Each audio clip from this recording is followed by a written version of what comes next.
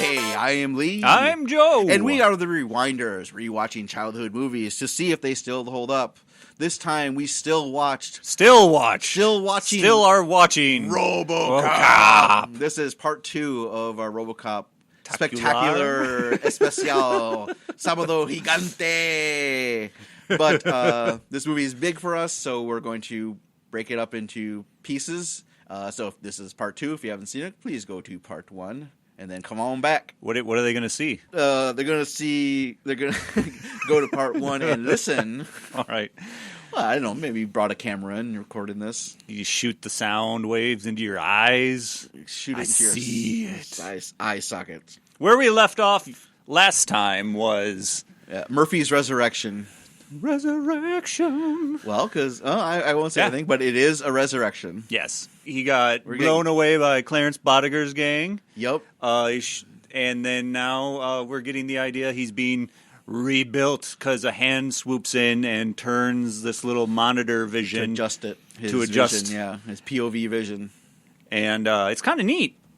I like all of this stuff. The whole setup process, showing time going by, and all the little elements, even though, as being older, some stuff doesn't make sense. Yeah, like when they, because it shuts down and then it starts back up, and you're like, okay, time has passed. You have no idea. He has no idea. And I think when they come with a drill, they come with a drill. And they drill by his eyes and say, zzz, zzz, and they're putting the grid, the grid, targeting grid into him. Or wouldn't you be doing that over here? Because when you see RoboCop. What were you screwing? There's no screws on his face where that is. But it still works. It's still pretty cool.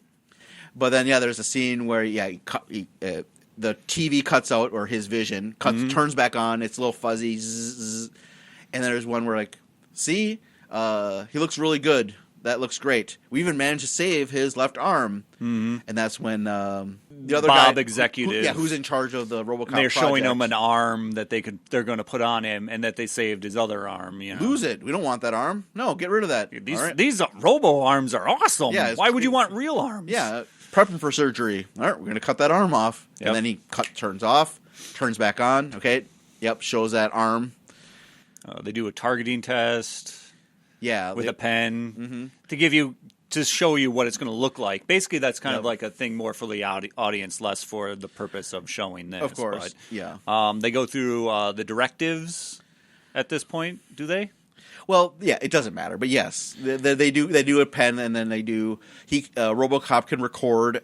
At the same, like a little window will pop up. And a guy's like, "Whoa!" And you have a little voice modulation. He can record it, playback. Bring up to 30%, 50%, and then they had a New Year's party. Yeah, and the lady kisses RoboCop, and she one of the lady scientists, who she's a character, but not really a character. Yeah, she's around. But doesn't have. I don't think she has a name or anything. She doesn't have a name. She has huge. Her hair is back, pulled back. She's a lady scientist, and she has huge glasses. Yeah, you thought I was gonna say something else. No, she's got I know she has huge glasses. When I look at her, that's where my eyes go right away to her glasses. And she's got to say, keep your eye. Oh no! Oh. But I liked her because she was starting to see RoboCop as not just a robot. Yeah. Although, anyway, I'm getting ahead of myself because I'm thinking about RoboCop 2, so I'm going to stop talking. During one of these on-off moments, I think it was the one with the arm and saying, take it off. Yeah. He's like, he's not going to remember this, right? Oh, yeah. Blank his memory. And then he just looks at him and goes, you're going to be a bad motherfucker. That's right. Yeah, you're going to kick some serious ass when you get out there. So that's his main concern, is just that his toy, basically, is going to kick ass. Yeah, he's property. Murphy is dead. RoboCop is property of OCP. And they have dialogue that goes over that. Yeah, then they drop him off at the same precinct. Yeah. Okay, that's kind of weird, but it makes sense because that's the toughest, that's the most crime-ridden location, so we got to put him in there. And the neat thing is when they showcase him, he gets gets up, first-person point of view. Yeah, you don't walk see out. him. You don't see him. But if you look in the corner, there's a monitor that shows like a three-quarter view of him you from see the a little front. snippet of it, and that's So great. they keep this nice. You're like, what does he look like? What does he look like? We have an idea what he looks like. He's got a head, but you hear that's his walking sound. Yeah, and that hum, the electric hum, and it's so distinct. There are other robots that make those sounds, but this is specific to very Robocop unique. walk and his motorized. Yeah, I love all the sounds. It's all great.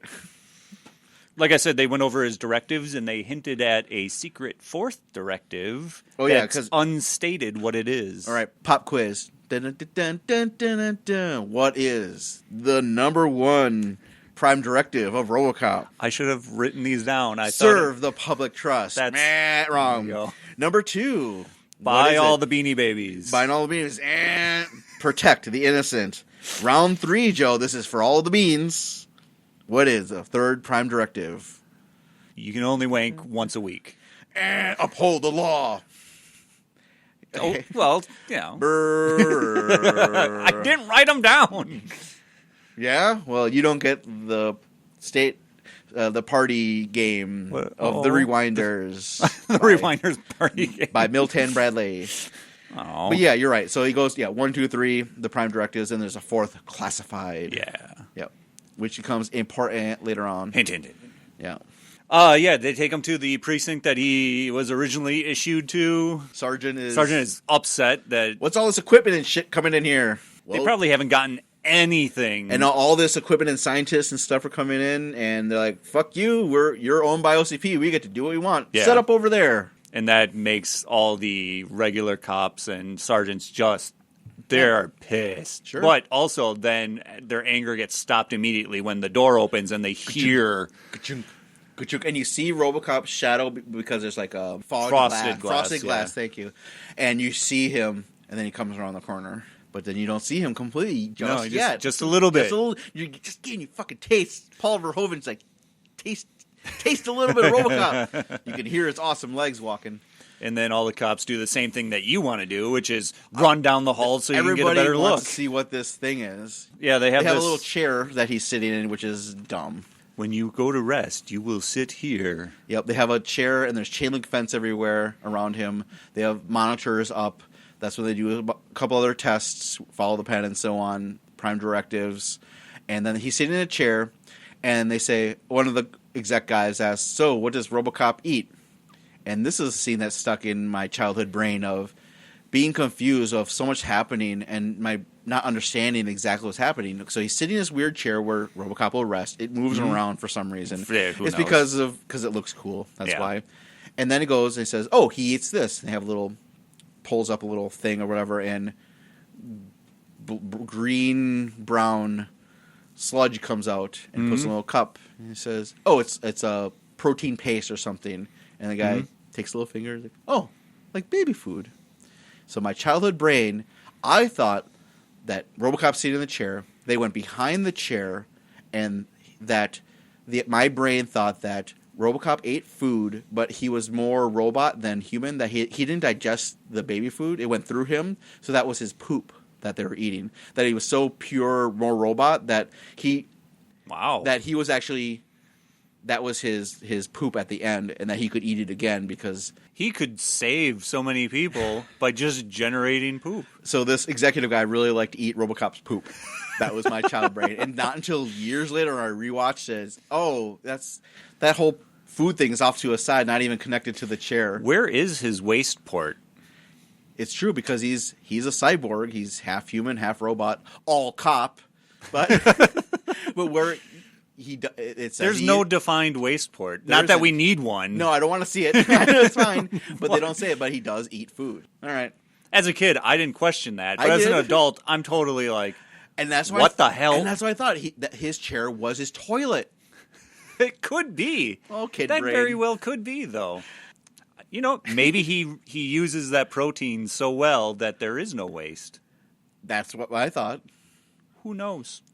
Who knows? Was never really identified. Explained upon, and I don't even think in the sequels. So then from there we go to the gun range. So we get introduced to his black, augmented, fully automatic. I'm guessing another Desert Eagle. Okay, so this a little bit of trivia. So his gun is a 9mm Beretta, which they added a bunch of stuff to. I was going to say, that looks gun. nothing like that. It's not a real gun. Well, yeah, of course it's not a real gun. They just added a ton of stuff to it to make it big and imposing. And there's no way it can fire that many rounds. No, because, so it's a full automatic pistol. Bam, bam, done. That's all you get. Yeah, and the idea that there's no huge banana caliber, clips or anything like that. No, it's a silly future, or not even future. It's a nonsense fiction gun, but it's awesome. I started thinking about how it could have fired so many rounds. So my theory on this is that it doesn't fire normal bullets. That it fires like something like a future metal kind of thing that's much smaller, so that it has the same impact as a regular full-size bullet. He's shooting depleted uranium. Yeah, sure, why not? Rounds, sure. That's not that future, and they're caseless. So so you can fit tons more in there. Sure, that's got to be how it works. Nope, doesn't work. Because he never reloads it.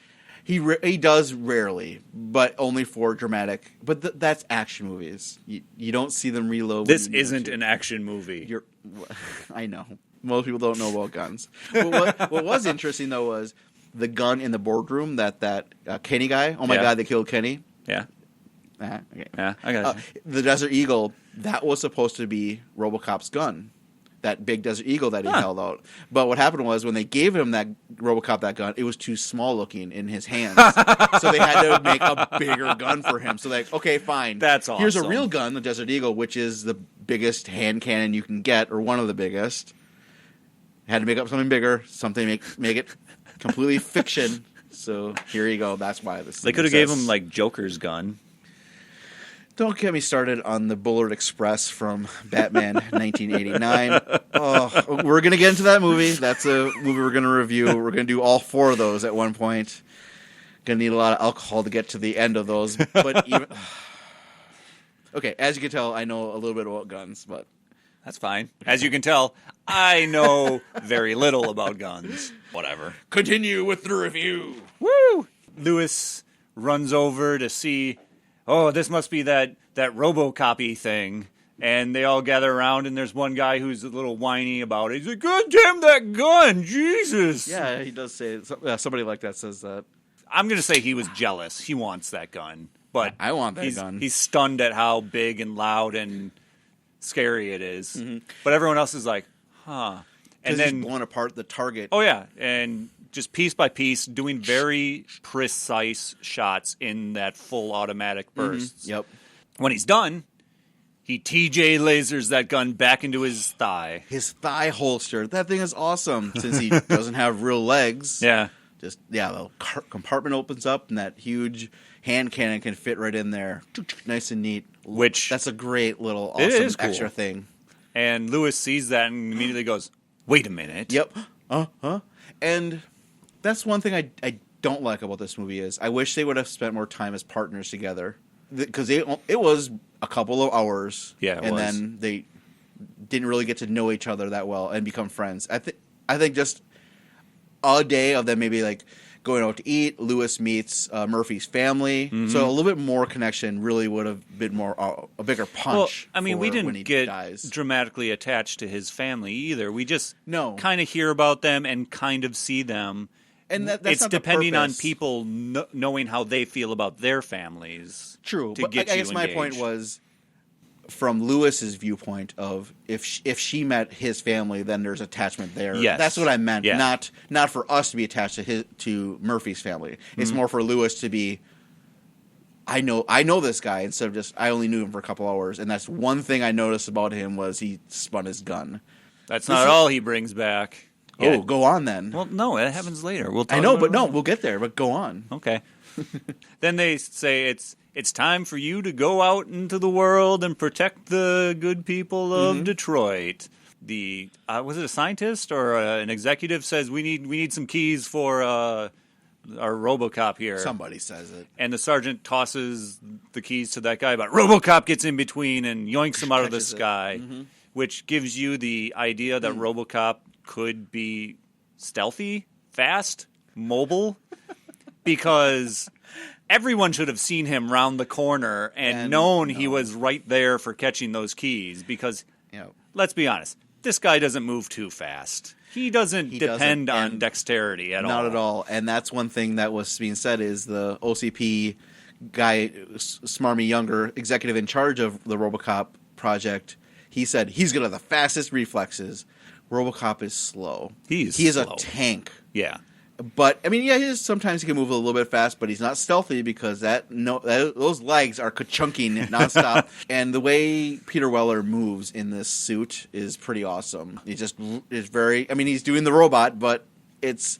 What I really like is there points where he'll walk, he'll turn his head to face whatever it is, and then he'll turn the rest of his body then to turn left, turn right, or whatever. And his movement is very precise and awesome. Whenever I was a kid and wanted to be a robot, it was based off of this performance. Yep. You pretend you're Robocop and you walk around that way. Yep. That was my best version of trying to figure out how robots would move. Yeah, because it's fucking amazing. But Robocop is now being deployed to the streets of old Detroit. So he squeals out in his Ford Taurus and bottoms out the ramp. And then Lewis is... maybe that's Murphy.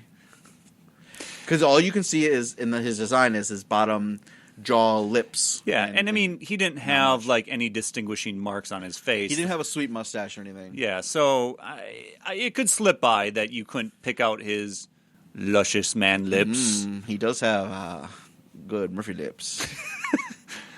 When he squeals out and drives away from the police precinct, we get hit with that good theme music again. So he goes out and he's going to go stop some crime. Mm-hmm. So what's the first crime that happens for him to stop? He stops a break-in at a convenience store with old couple, and the old man is watching I'd Buy That for $1 sitcom, which he loves.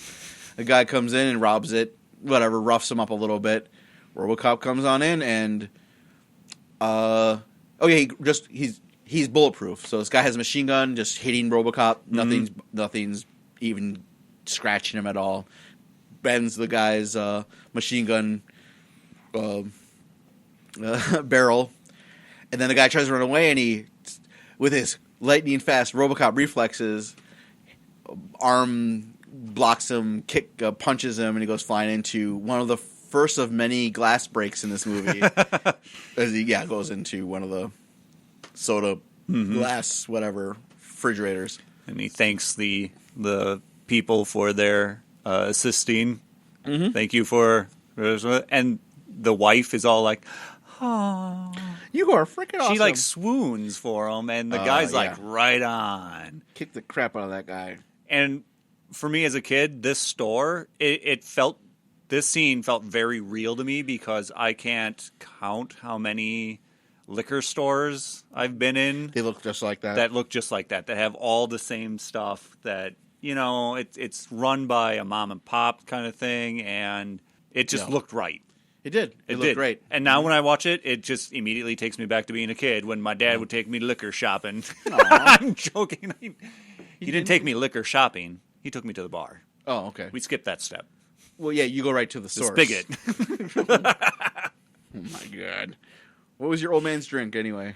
I'm sure. Whatever. Out and about, it probably was just beer of some sort. But in-house, it was Aristocrat and Coke.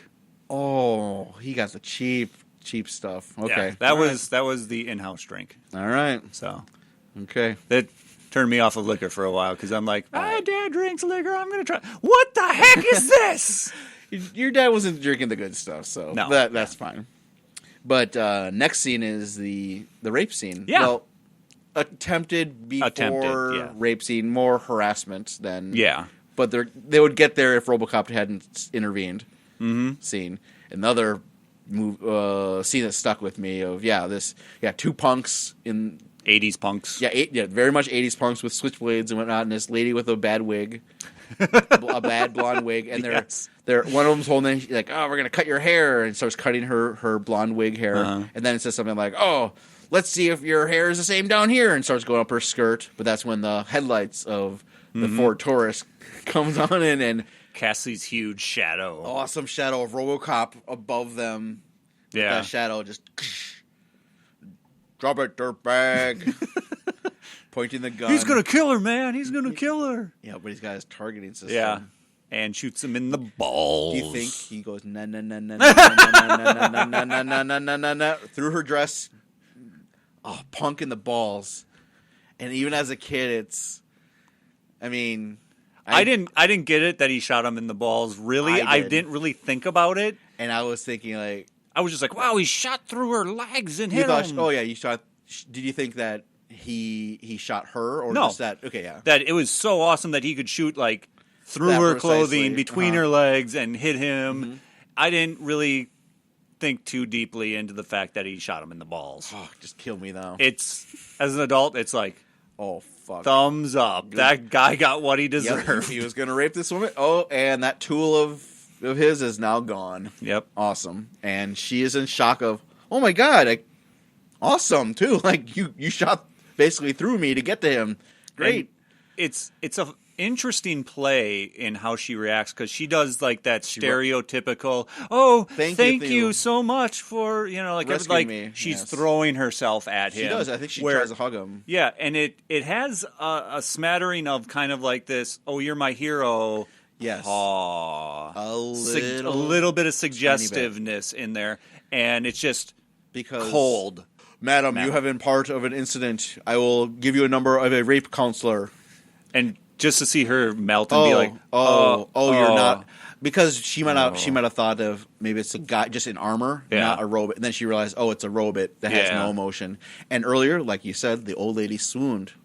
Yes, she did. Yeah. So it's the same thing of, finally, our hero has come to clean up the streets. Oh, it's a robot.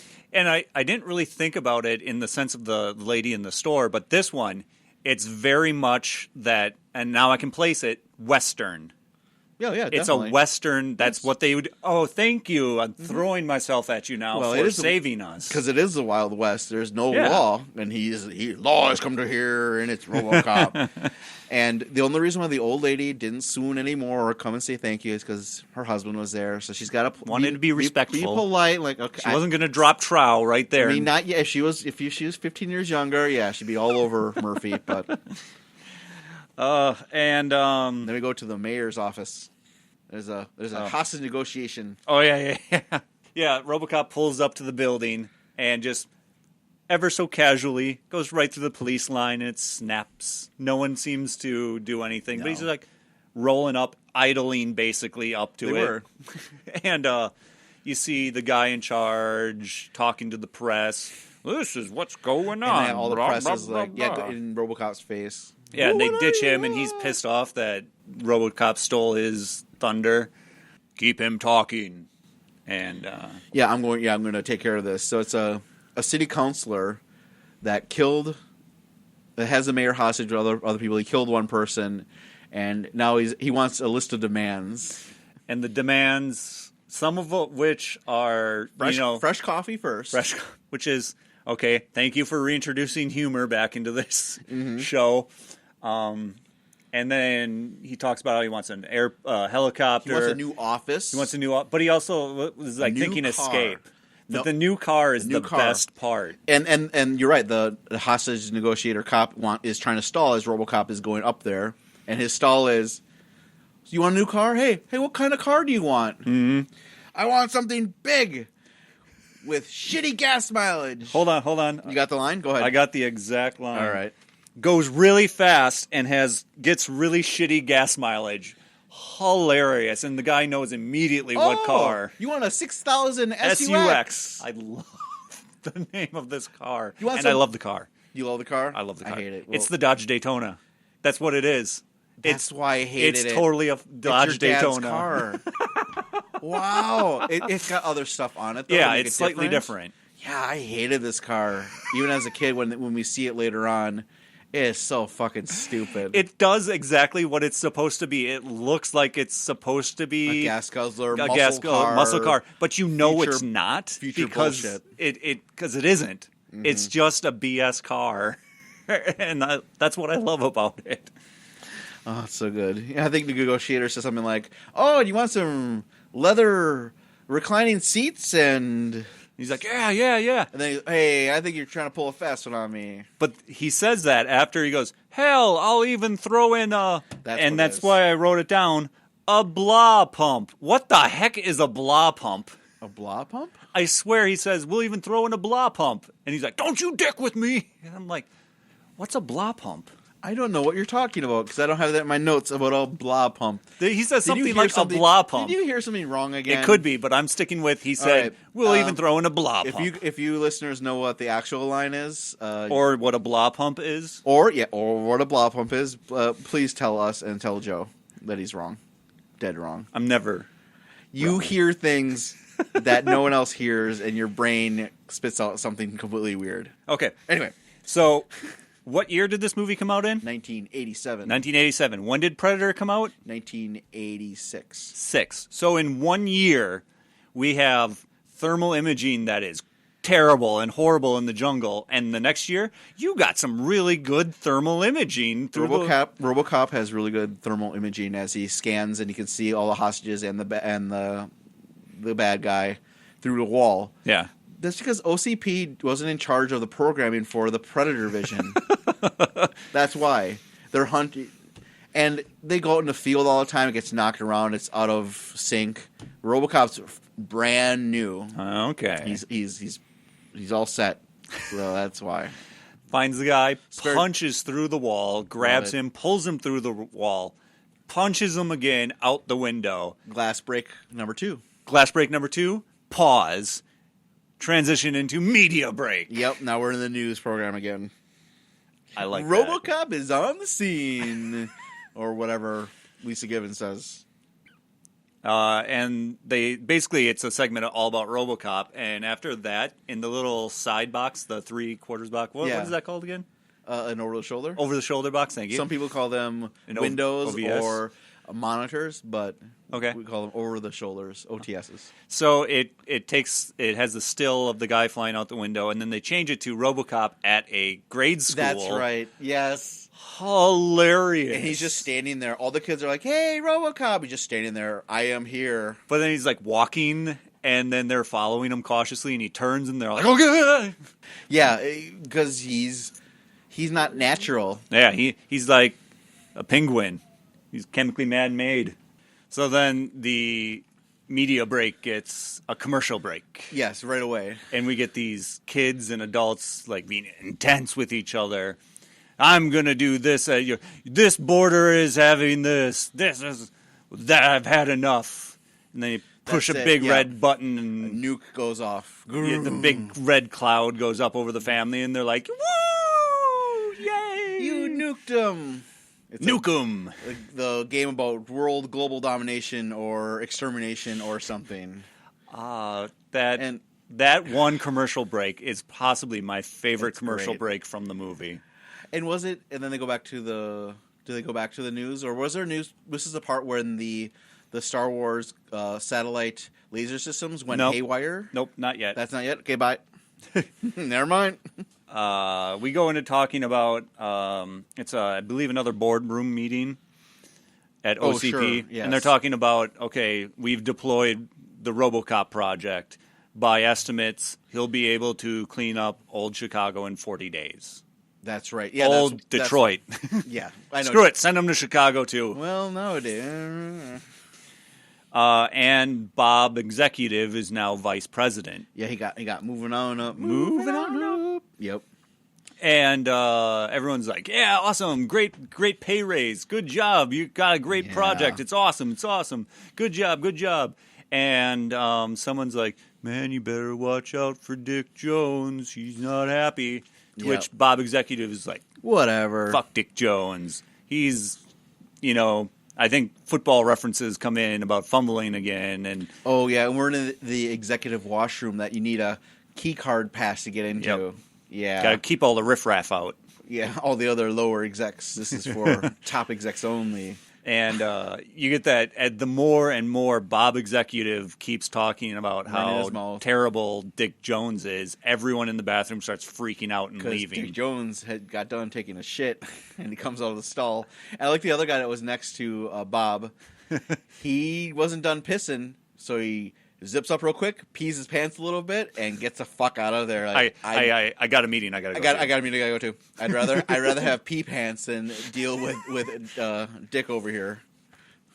Which I swear this scene has been used as blueprints for other scenes in TV shows and movies since then, where this dynamic was working. It's also one of the few times you see someone come out of a toilet. You see him basically his feet from under the toilet. You don't see him pooping or anything. I saw him, but you hear the flush. Yes. He gets up out of the toilet and does a power play right there. Mm-hmm. Not many times in movies do you see executives get up from taking a poo to threaten people's lives. Dick Jones has a lot of fiber in his diet. He's regular. He knew that Bob was going to be in there. He had all planned out. You think Ronnie Cox thinks ahead. Great scene because Bob Executive is testing the waters of being a big fish. How much of a big dick? How much can he swing his own big dick around at Dick? And is the idea? Dick just swats it away. No, like, I've been doing this for a long time, kid. I'm sure other people have tried to knock him down. Like he's been number 2 in this company for a while now. And his little speech is so quaint, but very on point. I used to call the old man names behind his back. Mm-hmm. Dickhead. Yeah, all these things. And they're like, just whatever. But I names. Never stepped over the line. You just stepped over the line. Stepped over it. Yes. It was such like kind of this hometowny kind of threatening, but he means it. He means it because he likes OCP and he wants it to remain what it is and what he built and what the old man built. But this is where he also talks about his project. And not directly, but he's talking about Ed 209. Oh, yeah, that's right. He said, I had these contracts. We were going to have 10 years of guaranteed cash flow. Who cares if it didn't work? We were set, man. And that's the point right there. Yeah. Who cares if it doesn't work? We had a contract. And that's what I mean. He loves OCP. He doesn't give a shit about helping anyone but the company. And that contract, it would have helped the company, of course. The Ed 209s, they would have fumbled around and screwed up. The military were like, hey, these don't work. We're like, whatever, we got the contract. Yeah. We got the money. That's what's important. And even though Bob Executive isn't a great person, his project at least was trying to help. Yes, it's trying to help. Actually, he cares that it works. Yes, I mean he cares because he wants to go up the ladder. He's looking out for himself, Definitely. But he knows if his project doesn't work, he's not going up.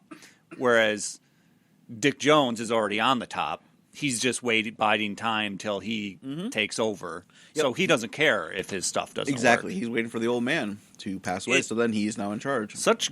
In my idea, really great dynamics.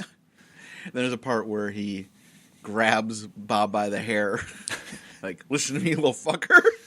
But he bats him away and, like, yeah, I'll get you later type of. And then leaves the executive washroom. And Dick Jones just makes that face of, it's not over. Got some great faces. That's Ronnie Cox. He was born to play smarmy jerk execs. So from there we go to, what does Robocop dream of when he sleeps? Are we having the dream sequence? Yeah, that's next. Okay. Does he dream of electric sheep? Oh, I see what you did there. Yeah, he's having nightmares and he's all twitchy and he's reliving being shot to death. Mm-hmm. And what I like is he's on his toilet seat. Okay, his chair. This is where he sleeps. Mm-hmm. And you have two scientists who aren't paying attention to his I guess brain waves as it's going crazy and like tremors basically. But then you see they do notice eventually he's going crazy or he's in distress, and you see in one of the TV monitors a picture, like a spooky picture of Clarence. Yeah. Shooting him with the final shot to the head. and it's like in black and white, and it's kind of shadowy. And I'm wondering because we're never told what are those monitors are supposed to be. The top two are of RoboCop's face. Yeah. And the bottom two are just static. They're always static. They're always static until you see it just and then when he starts dreaming, something comes into play. I'm like, maybe those are supposed to be his POV. Who knows? When he's active, but he's not active right now. I think they got technology that can see dreams. I don't know. But whatever, RoboCop snaps out of it, and he's got to get into action. Yeah, he's got to find. I got to do something. I got to shake this. Well, he's got to find out because it goes across, and he's scanning across all the people that were shooting him lined up, and so he's that person. I have that person's face. I have that person's face, and now he's going to go out and try to find them. And so he goes out, and then he finds one almost immediately. Hey, why not? Yeah, at a gas station. Biker guy who he's on a bike, just casually robs the college kid. A college boy, huh? You think you're smarter than me? Because you're studying plane geometry, sort of. Whatever, it's just a non-threatening. Oh yeah, threatening jackass, of course. So, pumping up, and RoboCop just casually strolls up, and is going to be, hey, so dead or alive. You're coming with me. Yeah, it's right away out of the door. And then that's when that guy freaks out.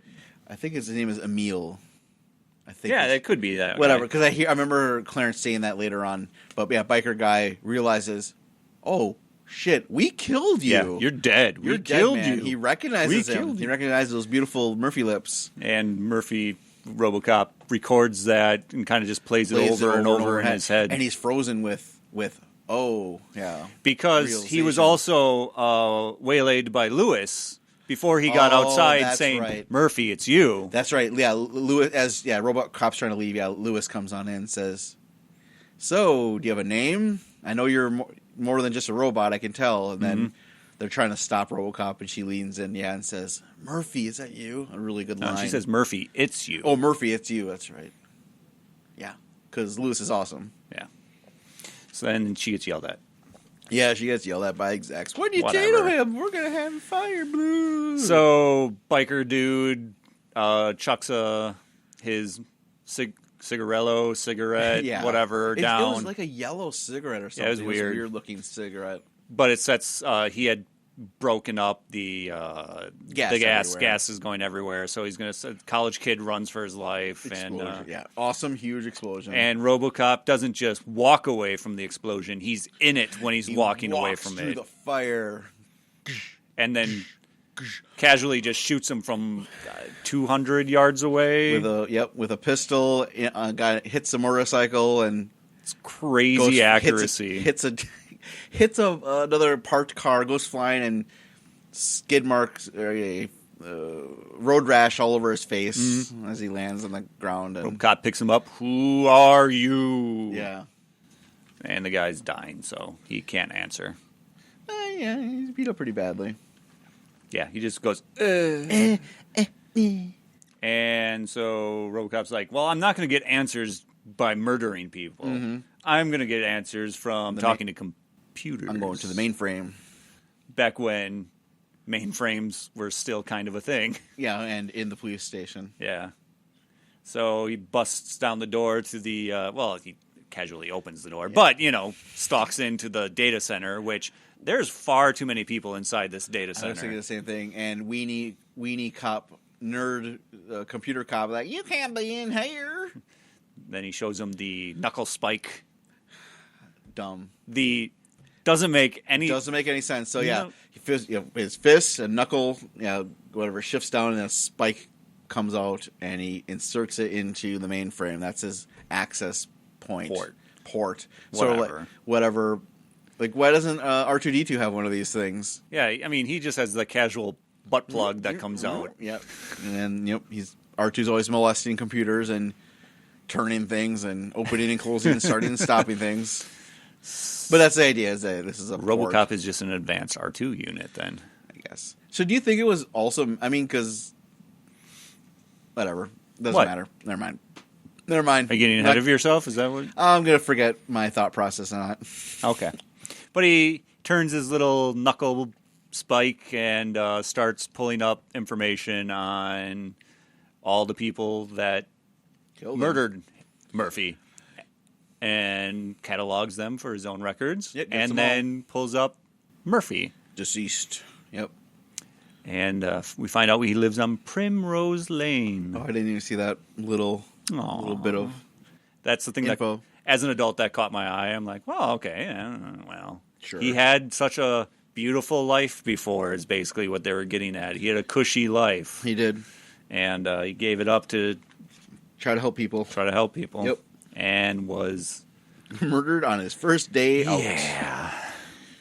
So then he decides to go check out where Murphy lived, and it's an empty house. Looks like it was Big house. big house. I don't know how a police officer, even in the suburbs, could afford something Maybe like the this. wife was making the money. Maybe. Yeah.